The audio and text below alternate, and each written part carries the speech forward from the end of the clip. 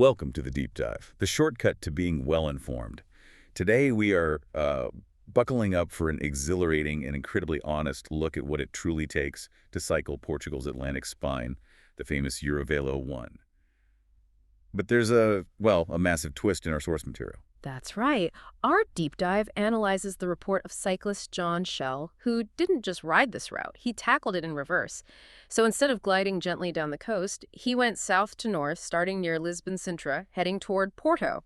And the goal, the singular grueling goal, was climaxing the trip with a vertical assault on Torre, the roof of mainland Portugal. Right. So the mission for you, the learner, is simple. We are synthesizing the crucial intersection of, let's say, preparation, adaptable gear, and the sheer unpredictability of adventure travel. This report isn't just a travelogue, it's almost a study in logistical resilience, isn't it? Absolutely. And that tension, between meticulous planning and instant chaos, it begins before the wheels even turn. Schell recounts his first 2 nights in Lisbon were spent acclimatizing, which in this context means superbock and red wine, while apparently making a point of avoiding all fado music. He specifically avoided fado. Yeah. No. Then he leaves Lisbon in a downpour that quickly clears, giving him that immediate, almost superstitious, great weather omen. It really sets the stage for a journey defined by these rapid environmental shifts. Okay, let's unpack that initial warm-up then, which from the sounds of it was anything but easy. This was 3.5 days along the Silver Coast, passing through Serra, Peniche, Nazar. Now, when most tourists think of Portugal's coast, they probably imagine smooth roads, maybe. But the terrain here was really a mosaic. You had cliff tops, gravel paths, fire roads, bits on road, and dedicated cycleways, too. Yeah, and I found the report's assessment of the terrain validation fascinating because it immediately justifies his, well, you could say polarizing gear choice. He wasn't using a standard touring or gravel bike at all. John was on a robust 29 mm TB, a full mountain bike, carrying a hefty 16 kilograms of luggage, panniers, and a front bar bag. Hang on. 16 kilograms of luggage. That seems, well, excessive for someone aiming to tackle relentless gradients in the roof of mainland Portugal. Did he mention regretting that weight later on? Surprisingly, no. In fact, the report argues the opposite. The weight was a necessary evil, apparently. He felt he needed the 29 mm TB for the specific, intense off-road sections he'd plotted. The key wasn't so much the frame, but the tires. He actually recounts this highly validating moment. A fellow cyclist, described as rather brawn, pointed at his rig and just said, hey, fat is where it's at. Fat tires. Yeah. That's the core insight here, then, this philosophy of adaptability over specialization. Yeah. He basically traded pure speed for the ability to handle pretty much anything the route threw at him. Exactly. He notes that in the past, using road bikes, he felt stuck on busy, direct national routes, feeling like he missed the joyous, deserted side roads. The fat tires meant he could explore, even if it meant some intense off-road climbing with, bumpy panniers. Precisely. This choice allowed for immediate sort of self-correctional discovery. Even when his Garmin was, as he put it, chirping away because he was off his carefully pre-plotted course, he was confident the bike could handle whatever deviation he took. And that preparation was needed straight away, wasn't it? Oh, yeah. The Silver Coast wasn't flat. He notes pretty meaty ascents, leaving Nazar and also Foz do Aurelio. These were crucial training runs, really, for the monster climb that lay ahead at Torre. Okay, so after the coastal push, the adventure makes this crucial geographical pivot. From Figueira de Foz, John heads dramatically inland, following the Mondego River east. And this move completely changes the environment and the challenge, doesn't it? It really does. The Mondego holds a little geographical feather in its cap. It's the longest river in Portugal that both starts and ends entirely within Portugal. And focusing on the river wasn't just scenic, it connected directly to John's long-term cycling motivations. Ah, yes, his geeky projects. Now, for those unfamiliar with the long-haul cycling community, those projects, P2P and Solel to SOL, they aren't just random names, are they? What kind of challenge was he tackling here? Right. These are established, quite demanding long-distance feats. P2P often stands for peak to peak, or maybe a major point-to-point journey. And Sol to Pasol is commonly source of life to source of life, which usually means following a river or a water system from its origin to a significant endpoint. So by adding the source to mouth Mondego, he was engaging in another rigorous, self-imposed logistical challenge.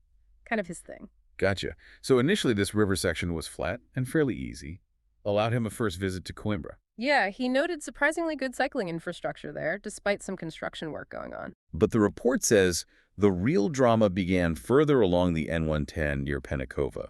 What happened there? This is where the landscape transformation offered that sort of meditative break from the coastal rush.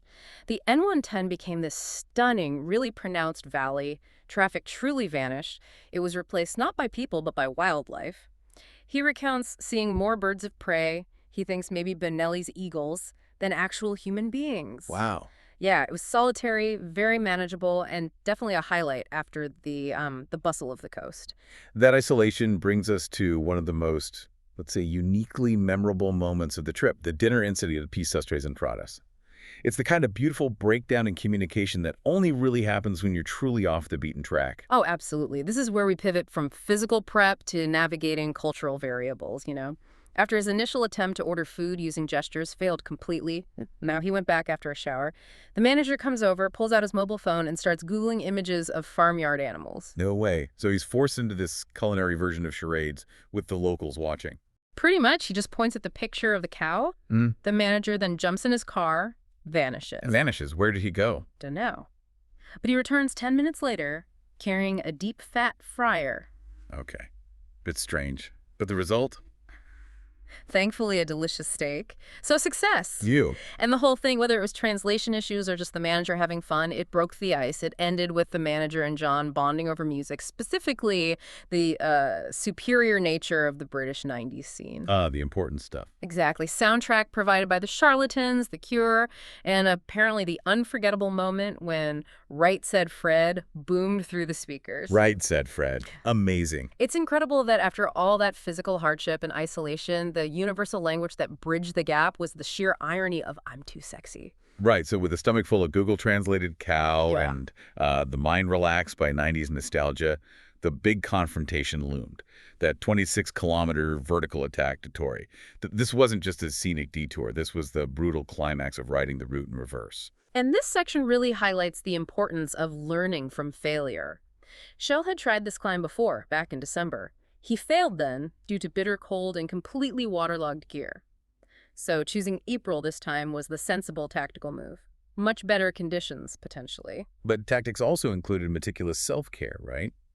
The report emphasizes a really crucial health lesson learned the hard way. Before the climb, he executed the strategic, caloric bomb. A massive breakfast. Scrambled eggs, bacon, yogurt, and gallons of water and coffee. Yeah, this deep commitment to hydration stemmed directly from past severe dehydration incidents near Serpa and Castanera de Pera. It's easy to forget, isn't it? When you're climbing in cold air, your body can mask how dehydrated you're getting. John realized those pre-climb gallons of water were arguably far more critical to success than even the protein. It's a vital lesson for anyone tackling high-altitude effort, really. He chose the M518 route, which meant immediate exposure to just a back-breaking gradient. He even noted getting a thumbs up from a passing ambulance crew, maybe a perfect signpost for the difficulty level ahead. Probably. But the biggest challenge wasn't actually the steepness itself. It was a completely unforeseen logistical nightmare just outside Quebec. The preparation versus surprise theme again. Playing out perfectly. Ahead of him, the road was completely blocked. Massive fence, a JCB digger, because a hairpin turn had literally crumbled entirely into the valley. Landslide. His detailed planning meant absolutely nothing against geology at that point. So he had to become his own road crew, basically. What did he do? He had to. To get past, he was forced to strip his bike down completely. Frame, wheels, luggage, everything separate. Then make these dangerous, really muddy, slippery crossings, using only a narrow path worn by construction workers, just to bypass the massive hole where the road used to be. Wow, and those 16 kilograms of luggage certainly wouldn't have helped right then. No, definitely not. But again, the flexibility of the 29 Militi allowed him to strip it down and carry it across where, say, a sleek road bike would have been totally impossible. So the final 18 kilometers from what he called his forward camp were just agonizing. He faced frequent 14 and even 16% gradients. He was worried constantly about cramps, absolutely devouring his supplies. And the mental warfare sounds intense, too. He even mentions a macabre thought while looking for water. Yeah, seeing a dead sheep upstream from a potential spring and wondering about, dysentery. Not ideal thoughts when you're pushing your limits. Grim. But the reward, finally reaching the summit. Immense. He made it. Fueled by bruised bananas and sweets, he found that massive sense of achievement. And despite still riding in relatively minimal gear compared to others up there, he recounts having a mock snowball fight with a fully insulated Spanish family. Brilliant. A peak moment, literally and figuratively. See, exactly. A huge physical and mental triumph. Okay, here's where it gets really interesting, I think. You've conquered the roof of Portugal. You expect the descent to be your reward, right? This massive 5,169-foot drop. But the trip still had more psychological and physical tests waiting for him. Absolutely. That descent was initially temperate, yeah, but the very next day brought this unexpected climbing volume. Just to reach the town of Caramulo, John registered 9 distinct climbs on his Garmin. The recovery was constantly being interrupted by more effort. Yeah, this section included arguably the toughest single climb of the entire trip, apparently due to a poor tactical decision. He spotted a shortcut on the map, known as the Caramulo tourist route. Looked appealing on paper, I suppose. Appealing maybe, but brutal. It meant climbing 1,500 feet in just 1.5 kilometers. Wow. That is an outrageous, unrelenting gradient. The source flat out calls it the most outrageous gradient of the whole journey. It was a catastrophic failure of route analysis, really, compounded by the fact he was racing the clock. He wanted to reach Caramulo in time to watch a Sunderland football game. Oh dear. Bad combo. Terrible combo. The physical stress plus that external time pressure made it a brutal, unforgettable mistake. So, after tipping over to the Atlantic side again, the cold hit hard, didn't it? Hmm. He left Caramulo the next morning. And within 45 minutes of descending, the cold Atlantic wind just struck with force. Ah, the return of the coastal environment. But this time as a weapon. The wind chill, he reckoned, must have been easily into the minus column. It turned the descent into a rapid hypothermia risk. He said he was absolutely blue, completely frozen, forced to stop in a place called Restaurante Almeida in Serralvo just to defrost and, well, gather himself. Yikes. And the final approach to Porto introduced yet another hazard, a genuinely dangerous element this time, something completely unplanned. That's right. As he neared the coast again, closer to the icy roads, traffic was really heavy because the Easter holidays were ending, lots of people heading home. Near Praia de Mira, he experienced the most genuinely hazardous moment of the entire trip. Strong crosswinds literally tore part of an aluminum shop front off a building. Off a building. Yeah, it hit the ground with an almighty crash, then cartwheeled across the road like tumbleweed, narrowly missing him and a passing car. Good grief. That's terrifying. He had to pull over, just recover from the adrenaline spike. He realized if he'd been maybe 3 seconds quicker getting to that spot, could have been really serious. Flying architectural debris. It just perfectly summarizes the trip, doesn't it? Planning prepares you for gradients and hydration, but the world throws random high-velocity aluminum panels at you. Couldn't make it up. He completed the final leg to Porto via the Eurovelo lagoon, navigating slippery wooden duck boards on the cycleways, busy paths through Esmeriz and Espinho, and the journey found this kind of poetic symmetry at the very end. He reached the Douro River in Porto just as a terrible storm hit. Mirroring the heavy rain start way back in Sintra. Incredible. Yeah. What a fantastic journey to unpack. This report just captures the essence of self-guided adventure, I think. The necessity of choosing gear that allows for maximum adaptability. Truly, fat is where it's at when you face fire roads and landslides. And that stark, punishing contrast between Portugal's, serene coastal infrastructure and the sheer mountain brutality of the Serra de Estrela. Yeah, and if we connect this to the bigger picture for you, the learner, the entire narrative illustrates that rigorous preparation, the right bike, the massive breakfast, the pre-plotted routes, is constantly and immediately tested by these external unexpected variables. Whether it's a crumbled road, a cultural misunderstanding over dinner, or a near miss with flying debris, the real value of the experience often lies in that adaptation. So what does this all mean for you? We learned that even when you plot every single meter of a route or maybe an intense project you're working on, the most memorable, character-defining moments are often the unplanned ones. The Google-translated cow dinner, the mandatory strip-down of the bike, or that terrifying near-miss. Which raises an important question for you to consider maybe the next time you approach a difficult task or try to gain mastery over a new field. How much of the ultimate value in pursuing new knowledge is in strictly following the planned route precisely?